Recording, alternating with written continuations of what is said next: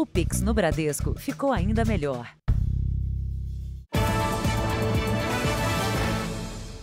Olá, boa noite. Boa noite. O Jornal da Record acompanhou com exclusividade um mapeamento feito pela Receita Federal em lojas que vendem produtos piratas em São Paulo. A cidade está na lista das principais áreas de distribuição de produtos falsificados do Brasil. A estimativa da Receita é apreender R$1 bilhão em mercadorias. Pelo chão e pelo ar. É assim que a Receita Federal trabalha para tentar conter o comércio de produtos piratas na capital paulista.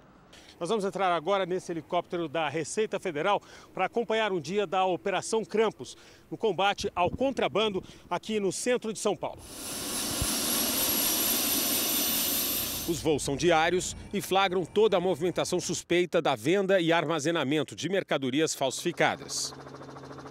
Os agentes da Receita Federal conseguem mapear o comércio de produtos ilícitos que acontecem em bairros lá embaixo, como o Brás e o centro de São Paulo.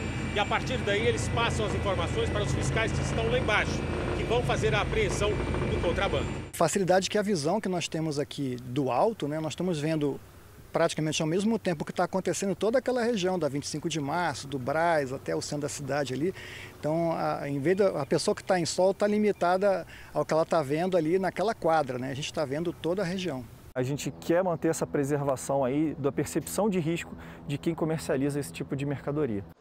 O centro da capital paulista é hoje um dos principais polos de comércio de mercadorias irregulares, fruto de contrabando e falsificação. Além de atender à demanda local, é desta região que saem mercadorias piratas para todo o Brasil, gerando um prejuízo de bilhões de reais por ano aos cofres públicos. A Operação Krampus é a maior ação da história da Receita Federal no combate ao contrabando. E nas próximas semanas deve apreender centenas de toneladas de mercadorias. O valor desse material pode chegar a R$1 bilhão.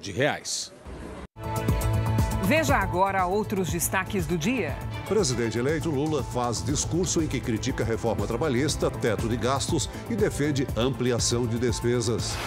Mercados reagem imediatamente com queda da bolsa e alta do dólar. Ex-ministros petistas Paulo Bernardo e Guido Mantega estão na equipe de transição. Ministério da Defesa diz que relatório sobre urnas não descarta risco de fraudes. Morre o humorista Roberto Guilherme, parceiro de Renato Aragão e dos Trapalhões. E o drama do inocente que foi preso no lugar de outro homem com um nome parecido.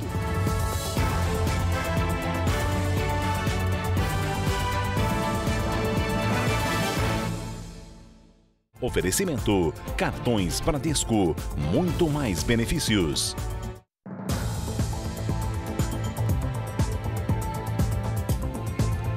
Começou hoje o julgamento do engenheiro Paulo José Arronenzi. Ele foi flagrado ao assassinar a ex-mulher, a juíza Viviane Vieira do Amaral, numa rua no Rio de Janeiro. O crime que chocou a opinião pública e o meio jurídico aconteceu na véspera do Natal de 2020, na frente das 3 filhas do casal. Paulo José Arronenzi, o engenheiro acusado de homicídio quintuplamente qualificado, foi o primeiro a entrar no tribunal. Os depoimentos começaram com Dona Sara, mãe da vítima, a juíza Viviane Vieira do Amaral. Muito abalada, ela falou que o ex-genro afastou Viviane do convívio familiar. Hoje, as 3 filhas do casal que presenciaram o crime são criadas pela avó. Todas 3 muito traumatizadas, muito tristes. O depoimento durou quase 2 horas. Dona Sara também relatou as brigas do casal e as exigências do engenheiro, que estava desempregado, para aceitar a separação. Ela cedeu tudo que ele queria, tudo. Inclusive, ela tirou o dinheiro da aplicação dela para pagar a ele, que ele achava que tinha direito de metade do que ela tinha lá. Logo depois, foi a vez do irmão da juíza, Vinícius do Amaral, prestar depoimento. Além da mãe e do irmão de Viviane, mais 8 testemunhas serão ouvidas. 2 delas estavam no local no dia do crime. A expectativa da promotoria é que Paulo Arronenzi seja condenado a 45 anos de prisão. Viviane Vieira do Amaral tinha 45 anos. Ela foi assassinada na rua pelo ex-marido a facadas quando descia do carro. Viviane levava as 3 filhas para passar o Natal com o pai. A mais velha, com 10 anos na época, e as duas gêmeas mais novas, de 7. O engenheiro Paulo José Arronense foi preso em flagrante por guardas municipais. Viviane foi juíza no Tribunal de Justiça do Rio de Janeiro durante 15 anos. Paulo não aceitava a separação. Um homicídio com 5 qualificadoras, no meio cruel, a violência doméstica, por motivo torpe, o recurso que impossibilitou a defesa da vítima e na frente dos seus filhos menores. A defesa do réu deve alegar insanidade, tese que é contestada pela promotoria. Um influenciador digital foi preso por desobediência durante uma operação da Polícia Civil contra sorteios e rifas ilegais. A suspeita é de lavagem de dinheiro. A ação ocorreu ao mesmo tempo em Minas Gerais e em Brasília. Mansões e carros de luxo. Na internet, os influenciadores ostentavam uma vida milionária. Em Esmeraldas, região metropolitana de Belo Horizonte, carros avaliados em 5 milhões de reais estavam na garagem de um dos influenciadores digitais, suspeitos de fazer sorteios ilegais. Ele acabou sendo levado para a delegacia por resistir ao cumprimento da ordem judicial. 12 milhões de reais foram bloqueados das contas bancárias dos suspeitos e de empresas que teriam participação no esquema. Segundo a polícia, o negócio era ilegal porque não seguia as regras do Ministério da Economia. Para realizar um sorteio, é preciso formalizar o pedido entre 40 e 120 dias antes da promoção. A lei permite esse tipo de negócio para pessoa jurídica que exerça atividade comercial, industrial ou compra e venda de imóveis. Eventos culturais, artísticos, desportivos e recreativos estão isentos. Pessoas físicas não podem participar de nenhuma das modalidades. Em setembro, 9 pessoas ligadas ao mesmo grupo de sorteios foram denunciadas pelo Ministério Público por lavagem de dinheiro e exploração de jogos de azar.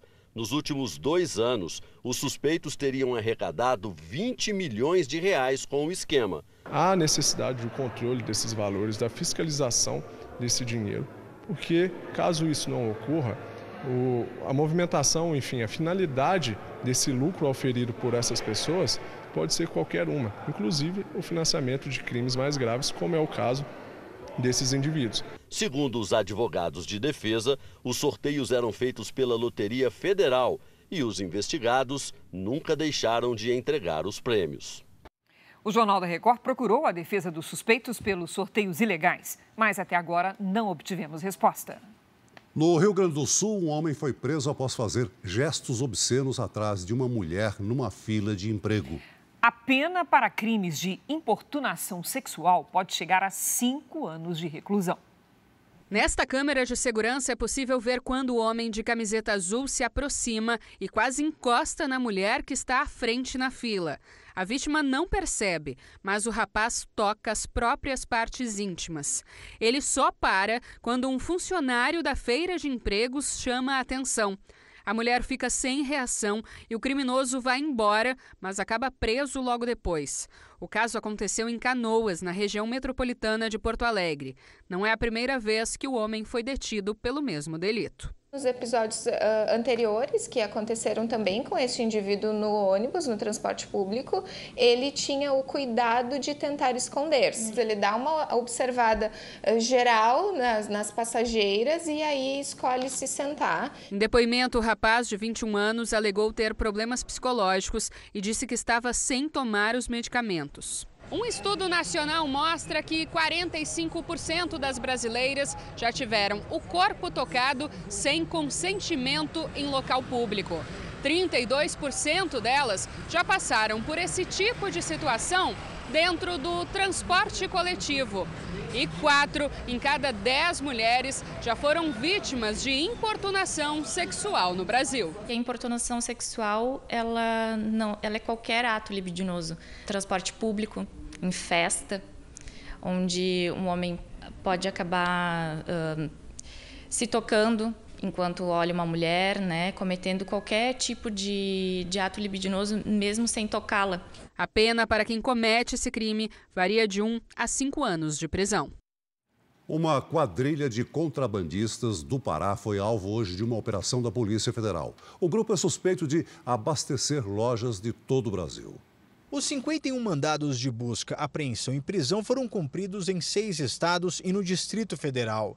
No Pará, os alvos são os responsáveis por entrar com os produtos ilegalmente no país e lavar o dinheiro com empresas de fachada e laranjas. Os policiais federais apreenderam computadores, celulares, joias, relógios e uma grande quantidade de dinheiro em casas e escritórios da região metropolitana de Belém. Segundo as investigações, a quadrilha contrabandeava cigarros, bebidas alcoólicas e outros produtos falsificados de Trinidad e Tobago, Suriname e Guiana. Os produtos entravam no Brasil em barcos pesqueiros ao longo da costa do Maranhão, da Paraíba, do Rio Grande do Norte e do Ceará. Dali seguiam por estradas em carros pequenos ou escondidos em cargas de caminhões. Os principais destinos eram supermercados e atacadistas de todo o país. As investigações começaram em 2016, depois de uma grande apreensão de produtos contrabandeados na Paraíba. Peritos conseguiram identificar a origem da carga e refazer a rota dos contrabandistas. A Polícia Federal acredita que a quadrilha, em 4 anos, tenha movimentado 660 milhões de reais. Todas as testemunhas de acusação contra a ex-deputada Flor de Lis já foram ouvidas. No 4º dia de julgamento, as primeiras testemunhas de defesa começaram a prestar depoimento sobre a morte do pastor Anderson Carmo, que era marido de Flor de Lis. Quem traz os detalhes é o nosso colega Pedro Paulo Filho. Boa noite, Pedro Paulo. Pois é, Cris, uma boa noite para você, boa noite a todos. Olha, o primeiro depoimento de defesa foi marcado por uma discussão ali no plenário. Isso porque a Tayane Dias, que é filha adotiva de Flor de Lis, foi questionada sobre um suposto abuso sexual cometido por Anderson do Carmo. Mas antes de responder, ela perguntou para a advogada da mãe se poderia falar. Juíza e acusação não gostaram desse comportamento e houve um bate-boca. Flor de Lis responde por homicídio triplamente qualificado, tentativa de homicídio, uso de documento falso e associação criminosa armada. Além dela, 3 filhos e uma neta também estão sendo julgados. 4 testemunhas de defesa já prestaram depoimento. Esse julgamento deve continuar no final de semana. E agora há pouco, a defesa pediu à juíza a exumação do corpo de Anderson do Carmo para saber se ele realmente sofreu tentativas de envenenamento. De Niterói, no Rio de Janeiro, Pedro Paulo Filho. Foi enterrado no fim da tarde de hoje o corpo de Rolando Boldrin. Antes, o velório aconteceu na Assembleia Legislativa de São Paulo. O apresentador, cantor, compositor e ator morreu aos 86 anos de insuficiência renal e respiratória. Uma pane paralisou por 6 horas algumas estações de trem do Rio de Janeiro. 3 ramais da Supervia foram afetados. Em algumas estações houve confusão e quebra-quebra. Passageiros tiveram que descer pela linha do trem e uma idosa precisou ser carregada. Ainda não se sabe o que provocou o problema. 4 dos 5 acusados de matar o radialista esportivo Valério Luiz foram condenados pelo Tribunal do Júri em Goiás. Um deles é Maurício Sampaio, ex-vice-presidente do Atlético Goianiense. Ele foi apontado como mandante do crime. Djalma Gomes, acusado de ajudar a planejar o assassinato, foi absolvido. Cabe recurso da decisão. Valério Luiz foi morto a tiros em julho de 2012, em Goiânia. Mais de 85 milhões de brasileiros, entre trabalhadores, pensionistas e aposentados, vão receber o 13º salário agora no fim do ano. E esses pagamentos devem injetar quase uma boa quantia de dinheiro na economia. A previsão do Departamento Intersindical de Estatística e Estudos Socioeconômicos, o DIESE, é de que quase 250 bilhões de reais sejam introduzidos na economia. O valor é equivalente a 2,6% do Produto Interno Bruto, o PIB, que é a soma de todos os bens e serviços do país. Cada trabalhador deve receber, em média, R$ 2.672. Um destaque do noticiário internacional. Nos Estados Unidos, ainda não há definição sobre que partidos vão controlar o Congresso depois das eleições de meio de mandato desta semana. Enquanto os republicanos visam aumentar a vantagem na Câmara, os democratas apostam em formar maioria no Senado. A contagem de votos se voltou especialmente para o oeste do país, onde as urnas foram fechadas mais tarde, por conta do fuso horário. Partidos aguardam pela apuração em Nevada e no Arizona, 2 estados decisivos e que podem pesar na balança de vagas no Senado. No Arizona, a disputa segue entre o democrata Mark Kelly, com pequena vantagem sobre o republicano Blake Masters. Já em Nevada, a democrata Catherine Cortez está atrás do conservador Adam Laxalt, um forte aliado de Donald Trump. Mas só no mês que vem a configuração do Congresso vai estar completa. A indecisão na Geórgia levou a disputa para um segundo turno, já que nenhum candidato conseguiu mais de 50% do eleitorado. As vagas para a Câmara dos Deputados também dependem principalmente da apuração na Califórnia, Oregon, além de Nevada e Arizona. A ida às urnas também traz a oportunidade do cidadão americano aprovar ou não medidas que acabam engavetadas no Poder Legislativo. São projetos que ampliam direitos e benefícios sociais, como a expansão do Medicaid em algumas regiões, uma espécie de ajuda financeira do governo voltada para a saúde. Ao todo, 12 mulheres vão comandar estados. Os Estados Unidos não têm um órgão público que centralize a apuração dos votos, como nós temos aqui no Brasil, o Tribunal Superior Eleitoral. Cada estado faz a sua contagem e são os veículos de comunicação que organizam os dados para informar ao público os resultados nacionais. A agência de notícias Associated Press é uma das mais tradicionais, com um índice de acerto nas projeções de 99%. Esta agência mostra até agora uma vantagem dos republicanos no Congresso e nos governos estaduais. Nós preparamos direitinho essa explicação para você. A corrida para formar a maioria no Senado entrou em compasso de espera. 48 para os democratas em azul, 49 para os republicanos em vermelho. Será preciso esperar o resultado do segundo turno na Geórgia para avançar na definição. Ao todo, são 100 senadores. Antes das eleições, estavam divididos em 50-50 e a vice-presidente democrata Kamala Harris, que acumula a função de presidente do Senado, dava o voto de desempate. No segundo mapa, a disputa na Câmara, que teve eleição em todos os estados e se renova em 100%. Até agora, o Partido Republicano saiu na frente e já conquistou 209 cadeiras, contra 189 dos democratas. Ainda faltam 44. Na eleição para governador, os republicanos estão em vantagem. Conquistaram 24 estados contra 22 dos democratas. Nevada e Alasca, em rosa, ainda apuram os votos. E os republicanos estão na frente. No Oregon e no Arizona, disputa apertada com vantagem para os democratas. Veja a seguir, mercado financeiro reage mal a discurso de presidente eleito Lula. E veja também, casos da semana acendem alerta sobre o roubo de cargas.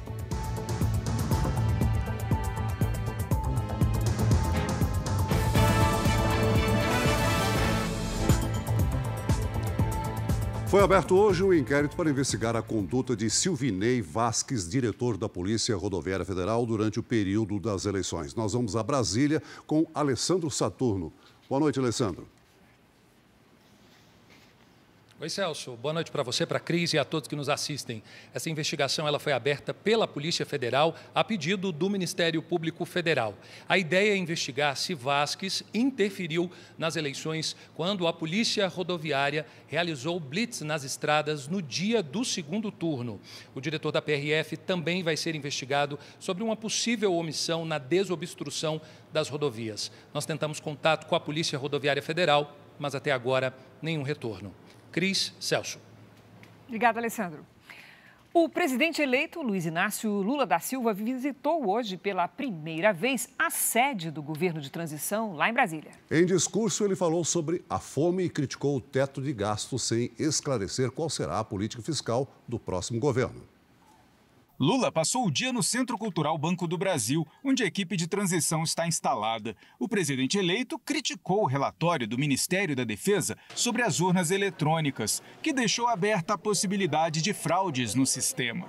Um presidente da República, que é o chefe supremo das Forças Armadas, não tinha o direito de envolver as Forças Armadas a fazer uma comissão para investigar urnas eletrônicas, coisa que é da sociedade civil, dos partidos políticos e do Congresso Nacional.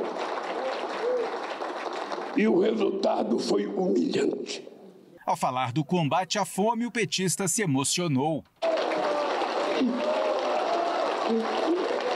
O presidente eleito criticou o teto de gastos para manter o equilíbrio das contas públicas e também criticou as reformas trabalhista e da Previdência. Por que toda hora as pessoas falam é preciso, sabe, cortar gasto? É preciso fazer superávit? É preciso fazer teto de gasto? Por que as mesmas pessoas que discutem com seriedade o teto de gastos não discutem a questão social desse país? A lei do teto de gastos foi idealizada pelo ex-ministro da Fazenda do governo Temer, Henrique Meirelles. Curiosamente, um nome cotado para comandar a economia no futuro governo petista. Recentemente, Meirelles flexibilizou sua posição sobre o assunto. Lula deixou claro que o vice-presidente eleito Geraldo Alckmin não vai ser ministro. Ele explicou que, por esse motivo, Alckmin é o coordenador do gabinete de transição. O presidente eleito voltou a afirmar que as pessoas que participam da equipe podem ou não compor o ministério a partir de janeiro.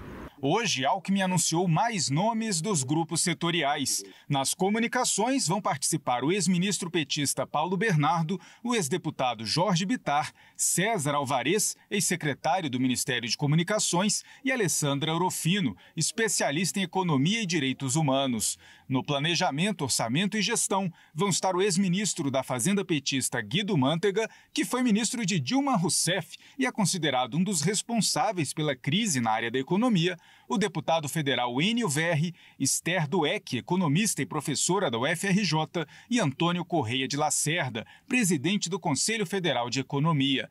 Na indústria, comércio, serviços e pequenas empresas vão estar Paulo Okamoto, ex-presidente do Sebrae e do Instituto Lula, Germano Rigoto, ex-governador do Rio Grande do Sul, Jackson Schneider, executivo da Embraer e ex-presidente da Anfávia, e Rafael Lucchesi, economista diretor-geral do Senai Nacional. Alguns outros nomes da equipe anunciada são a deputada federal petista Maria do Rosário, na área dos direitos humanos, a ex-ministra Nilma Lino Gomes, no da igualdade racial, e a jornalista Aniele Franco, irmã de Marielle Franco, no grupo de políticas para as mulheres. O senador Randolfo Rodrigues, da Rede do Amapá, publicou nas redes sociais que vai coordenar o grupo de desenvolvimento regional da transição. A reação do mercado financeiro às declarações do presidente eleito foi imediata. Nesta quinta, o Ibovespa teve forte queda de 3,35%. Já o dólar subiu mais de 4% e fechou o dia cotado a R$ 5,39. Vamos acompanhar a reportagem. Foi uma quinta-feira nervosa no mercado financeiro. Os investidores reagiram negativamente ao discurso do presidente eleito, que questionou o controle de gastos em nome de investimentos sociais. Para este economista, não há esta contradição. Nós temos um volume de gastos gigantesco e, tirando de um lugar, melhorando a eficiência de outro, você conseguiria contemplar a expansão de gastos tranquilamente. E aí a gente sempre bate na tecla das reformas. Economistas ouvidos pelo Jornal da Record alertam para o risco de aumento da dívida pública no próximo governo. Na visão deles, isso poderia provocar descontrole da inflação, elevação dos juros e, consequentemente, menor crescimento econômico, reflexos que afetariam principalmente a população mais pobre. O que vem deixando o mercado tenso é a incerteza de como será o governo Lula a partir do ano que vem. Não se sabe até quanto vai aumentar esses gastos e se esses gastos eles vão ser permanentes ou não. Investidores também estão apreensivos diante da intenção de Lula de reavaliar a reforma trabalhista. A reforma trabalhista, ela foi amplamente debatida durante a campanha. Ela trouxe um ganho de produtividade grande para o mercado de trabalho, um aumento de eficiência nas relações trabalhistas também. Essa revisão, a gente precisa evidentemente saber do que se trata efetivamente. Para especialistas, enquanto persistirem as incertezas sobre a política econômica e sobre a definição de ministros do governo, o sobe e desce no mercado deve continuar. O mercado tende a ficar cada vez mais volátil, tá? Uma vez que após a eleição não foi divulgado ainda quem vai assumir os ministérios. A mensagem que está sendo cada vez mais passada é que cargos políticos devem assumir posições importantes, principalmente no Ministério da Economia. No fim do dia, Lula comentou o comportamento da Bolsa e do dólar. Eu nunca vi um mercado tão sensível como o nosso. É engraçado que esse mercado não ficou nervoso com 4 anos do Bolsonaro. No mesmo dia em que o presidente eleito criticou o relatório produzido pelas Forças Armadas sobre o sistema eleitoral, representantes dos militares disseram que o documento não exclui a possibilidade de fraude. O discurso do presidente eleito foi definido como agressivo por integrantes das Forças Armadas. Militares com quem eu conversei classificaram como ruins as falas de Lula para quem quer pacificar o país. Eles lembram que a participação na fiscalização das eleições ocorreu após um convite do ministro Luiz Roberto Barroso do Supremo.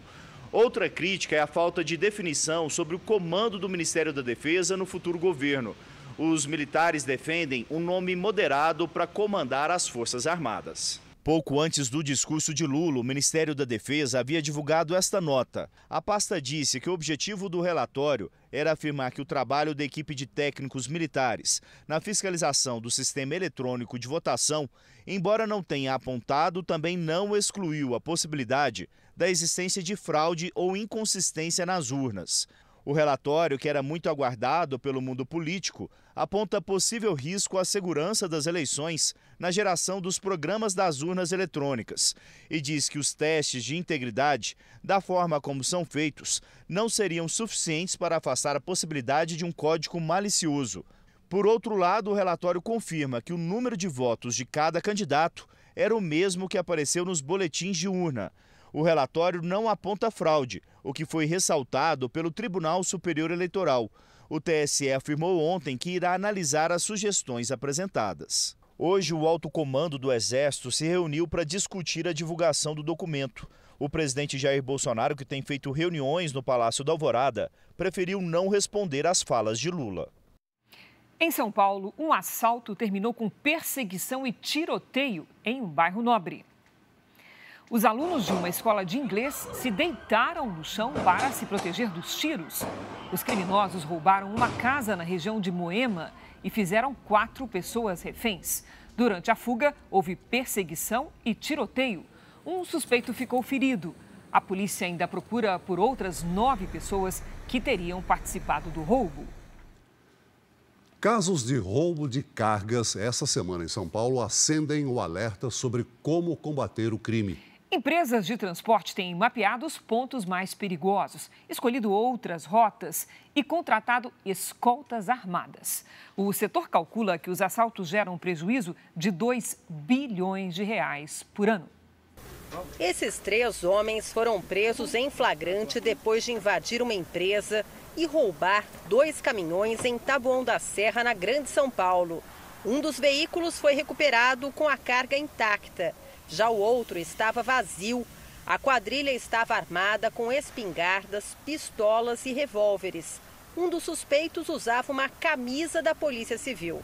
Esses indivíduos, eles ficaram 2 horas e meia dentro dessa empresa e subtraíram, mediante grave ameaça, 2 caminhões carregados de sucatas de cobre, alumínio e latão. Os casos se repetem no estado. Esta semana, em Barueri, depois de uma perseguição, 2 criminosos que queriam roubar uma carga de ração morreram. Guardas civis dispararam contra os pneus da carreta e, numa curva fechada, os assaltantes perderam o controle e bateram no poste. Eles não resistiram. A carga, que estava avaliada em R$ 155 mil, foi recuperada e devolvida à empresa. O motorista não se feriu. A cada 10 caminhões roubados, 8 são localizados, quase sempre com a ajuda de rastreadores. Encontrar a carga é um pouco mais difícil. O setor estima um prejuízo de 2 bilhões e 400 milhões de reais por ano. O Sudeste é a região com maior incidência desse tipo de crime. Somente no estado de São Paulo foram registrados mais de 4.700 casos este ano.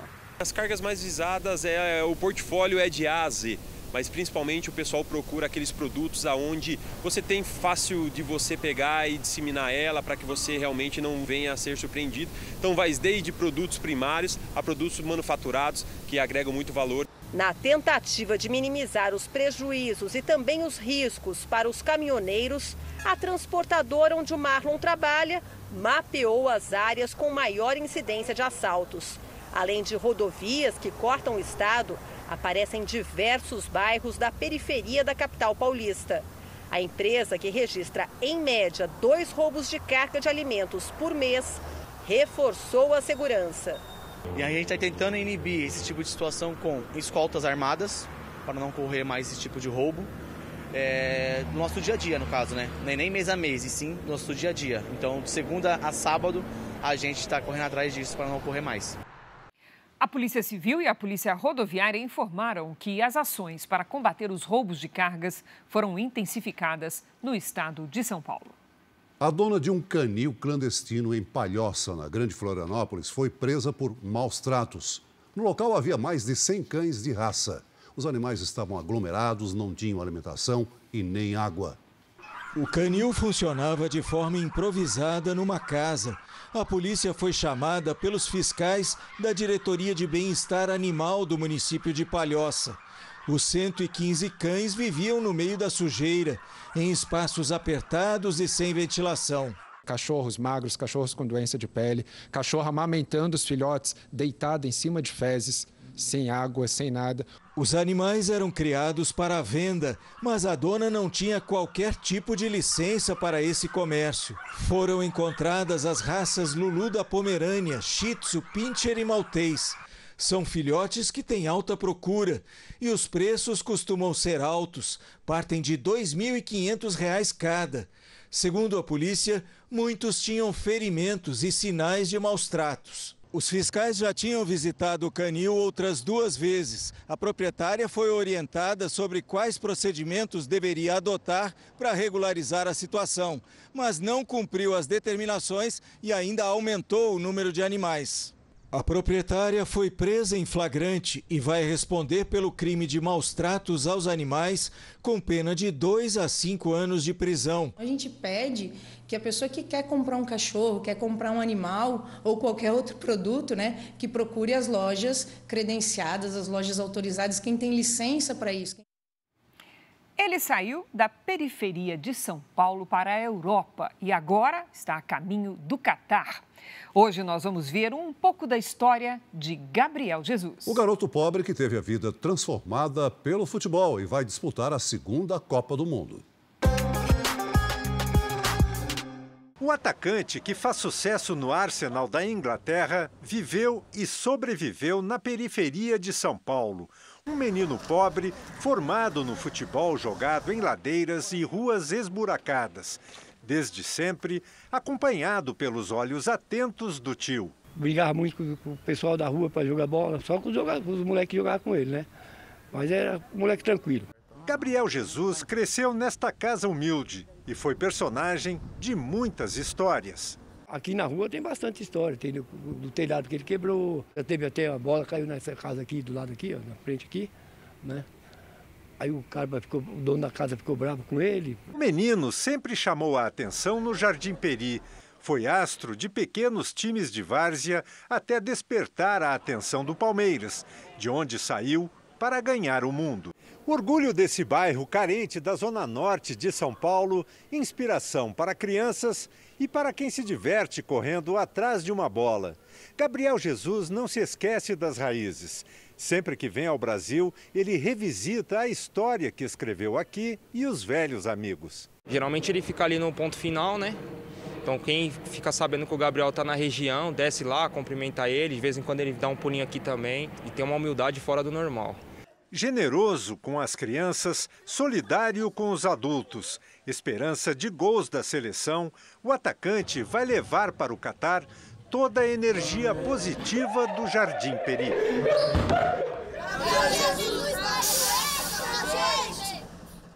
A quarta-feira foi de festa na casa do campeão brasileiro, o Palmeiras. A equipe finalmente pôde erguer a taça e comemorar o título com a torcida. A premiação aconteceu após a vitória sobre o América Mineiro. O Verdão venceu de virada por 2-1 e incendiou a torcida. É o 11º título brasileiro do time. O campeonato ainda tem mais uma rodada. E com o campeão já definido e 3 clubes rebaixados, a briga agora é para fugir da última vaga na Série B e pela classificação na próxima Copa Libertadores e também na Sul-Americana. Veja ainda hoje, inflação volta a subir depois de 3 meses seguidos em baixa. E também o drama do catador de limão que foi parar na cadeia porque tinha um nome parecido com o de um criminoso.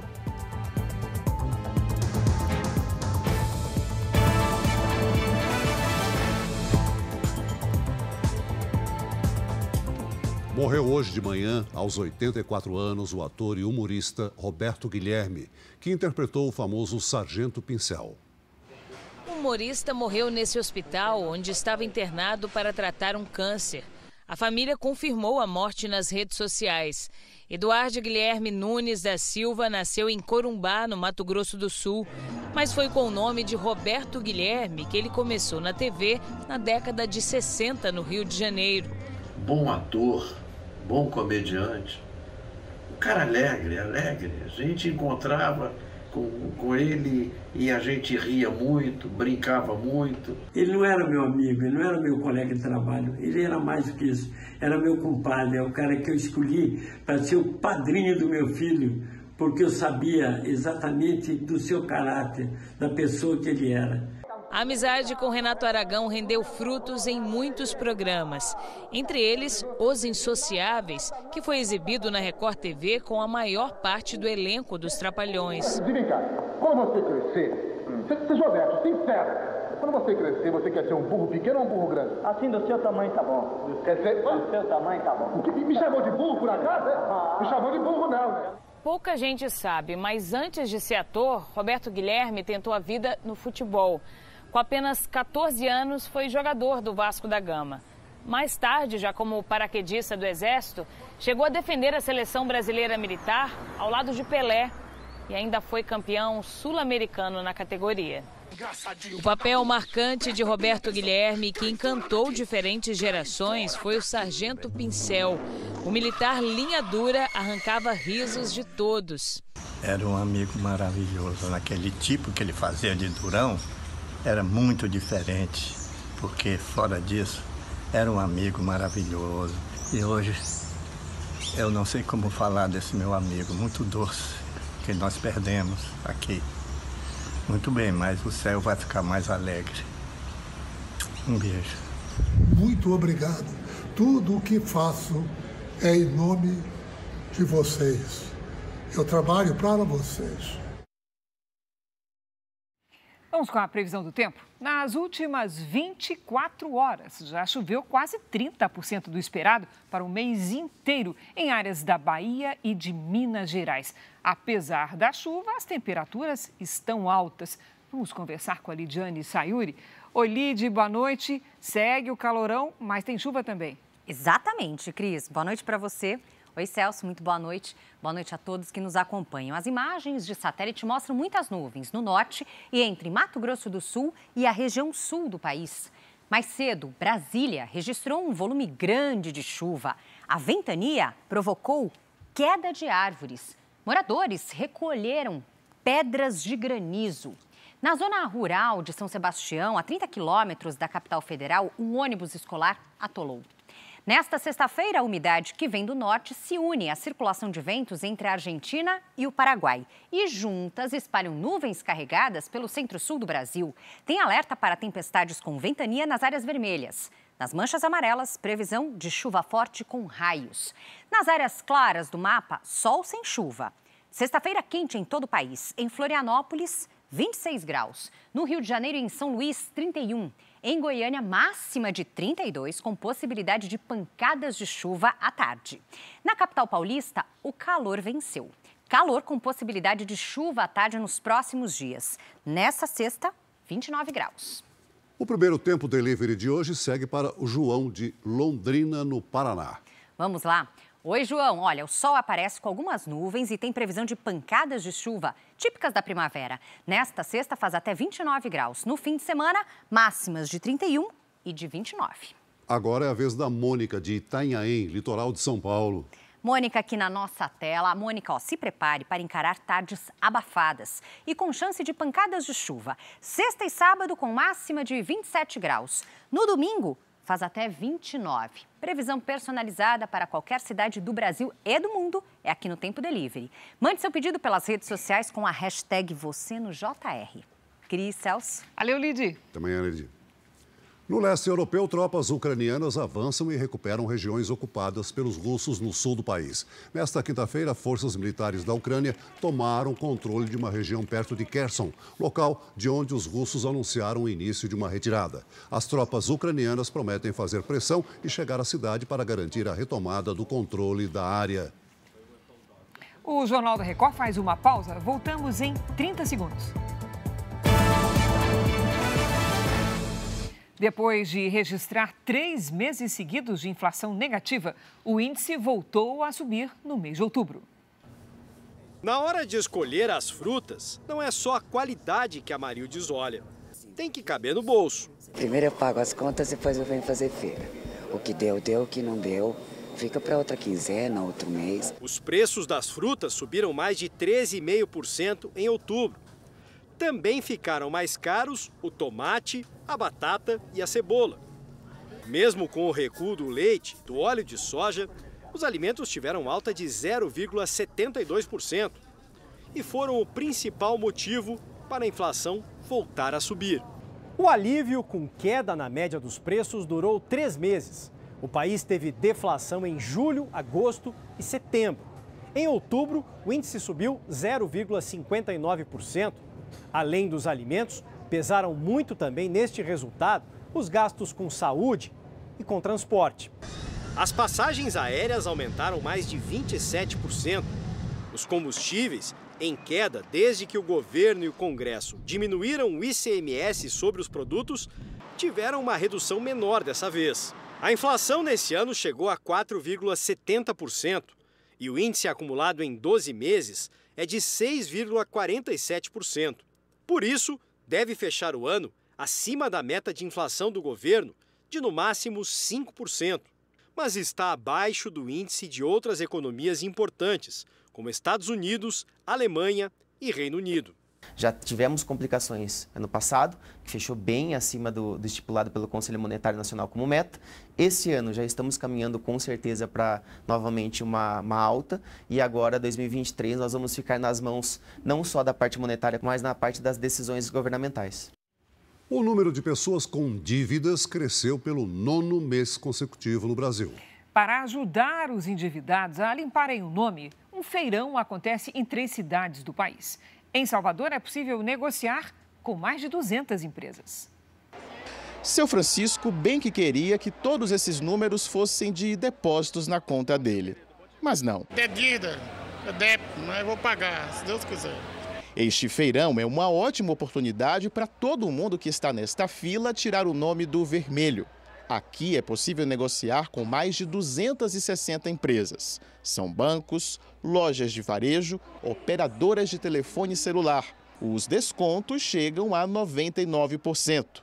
E a novidade é que dá para pagar pelo Pix. O som do sino é de alívio. Toca quem chega a um acordo. Valeu a pena. Acordei 4 horas da manhã, meu irmão. Peguei uma fila imensa. Estou aqui morto de fome, mas vou chegar em casa tranquilo e satisfeito. O feirão acontece aqui em Salvador e mais 2 cidades, São Paulo e Porto Alegre. Para negociar, basta levar o documento original com foto. Segundo os serviços de proteção de crédito, o número de inadimplentes no Brasil cresceu pelo 9º mês consecutivo. São Paulo, Rio de Janeiro e Salvador são as capitais com mais negativados. Endividamento todo mundo tem. O problema é quando a gente perde o controle desse endividamento e não deixa mais a gente dormir. Então, cuidado é necessário. Já imaginou ter a identidade trocada e ser confundido com um criminoso? Pois foi justamente o que aconteceu com 2 trabalhadores vítimas de erros graves da polícia. Um caminhoneiro e um agricultor foram parar na cadeia sem dever nada à justiça. É o que você vai ver agora na nossa série especial.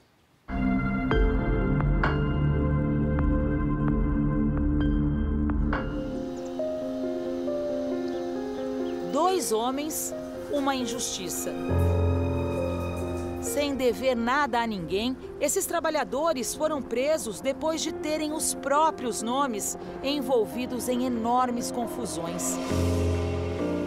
José Carlos Costa tem uma rotina de muito trabalho em Urupês, município a 400 quilômetros da cidade de São Paulo. A gente tem que catar eles coiando, só os limão mais graúdo. E eles pagam a faixa de R$4 por caixa, R$5. E levando uma vida simples como catador de limão, ele consegue manter as contas em dia. Os policiais vieram até a casa de José Carlos Costa com um mandado de prisão, mas não contra ele. No documento constava o nome de outra pessoa, José Carlos da Costa. Ainda assim, o delegado e os investigadores levaram o agricultor preso. A alegação é que ele devia a pensão alimentícia do filho. José conta que tentou explicar de todas as formas que o pagamento da pensão dos filhos dele estava em dia. Mas a pensão tá paga, o papel tá ali dentro. Ah, não quero saber não, tá com mandado de prisão e nós vai te prender você. Aí é bom não falar muito não. Aí a mulher foi lá e pegou uma camisa, aí ele falou, não vai colocar a camisa não, algema ele. Já foi e me algemou eu.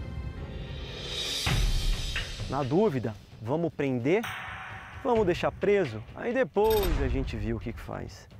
E sendo que a regra, né, quando se fala em direito penal, né, em dúvida, liberdade. O dia que eu fui preso, eu passei perto de amigo meu lá, que nem olhou pra mim achando que eu era bandido. Eu fiquei chateado com isso aí.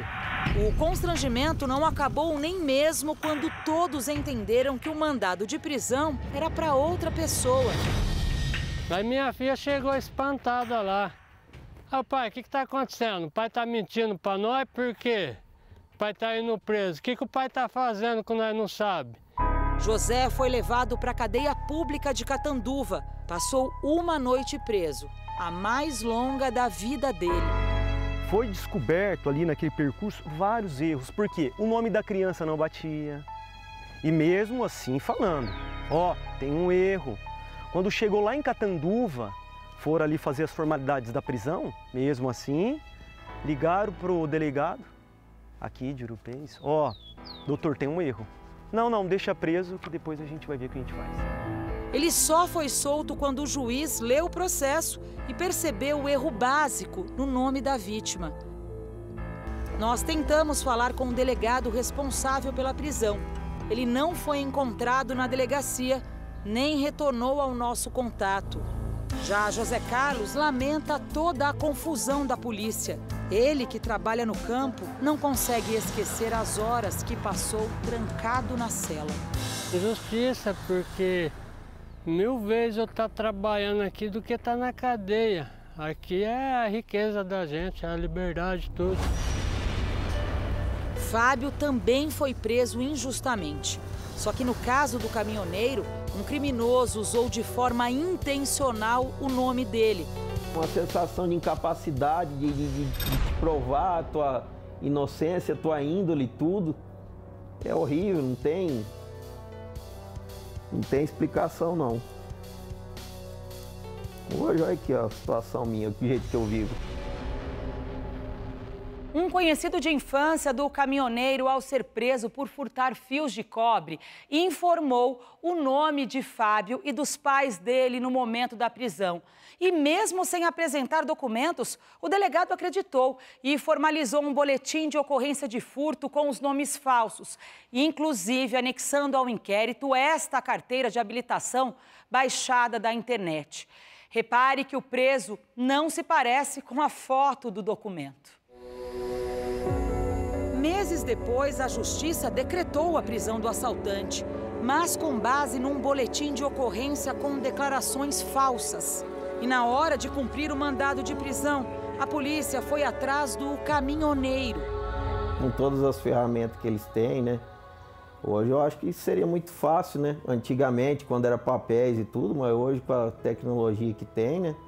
Eles poderiam ter visto no ato, né? Por uma foto, uma digital. Quando Fábio foi preso, estava com os filhos. Ele conta que foi algemado na frente das crianças. A menor tinha 6 anos. E o mais grave, colocaram o trabalhador na viatura e deixaram os 3 filhos dele sozinhos dentro do carro, no meio da rua. Houve algum tipo de omissão por parte dos agentes ou algum tipo de descaso. E essas crianças já ficaram abaladas de presenciar essa situação. Para ele, que estava passando por isso, também foi uma agonia a mais ser colocado na traseira de uma viatura e ver os filhos menores de idade dentro do carro sem nenhum responsável ali. Você se vê indo embora e deixando eles ali sozinhos, né? Rapaz, foi um choque tão grande que, para mim, aquilo era um sonho, né? Que ia passar. Fábio contratou um advogado para provar sua inocência. Conseguiu apontar o erro da polícia e fez o verdadeiro assaltante confessar o crime. Não queria dar meu nome por causa que poderia ser, eu tinha às vezes um mandato de prisão. Dói muito para o Fábio lembrar o tempo que passou atrás das grades. O caminhoneiro viu sua autoestima desabar e, mesmo absolvido, ele ainda não encontrou a paz que tinha antes. Não está sendo fácil. É muito ruim que eu passei, que eu estou passando, eu não desejo para ninguém.